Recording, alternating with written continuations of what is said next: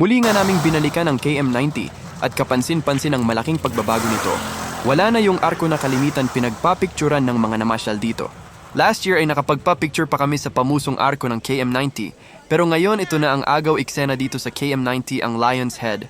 Kung dati ang pamusong arko ng KM90 ang pinipilahan para magpa-picture ngayon, ito na ang pinipilahan ang Lion's Head. Dahil na rin sa malamig na klima dito, kaya naman tinawag din itong Little Baguio. Kahit katirikan ng araw ay hindi mo maramdaman ang init dahil sa malamig na hangin dumadampi sa iyong balat.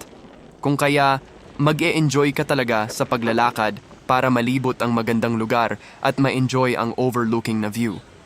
Meron nga din itong mini castle sa itaas at tanaw na tanaw mo ang mga namamasyal na nasa ibaba.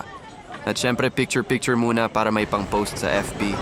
Bago mo marating itong itaas ay marami ka munang hagdan na aakyatin, kaya naman nakagala ka na nakapag-exercise ka pa at dito tanaw ang mini castle na nakapwesto sa bandang gitna at ang napakagandang overlooking na view.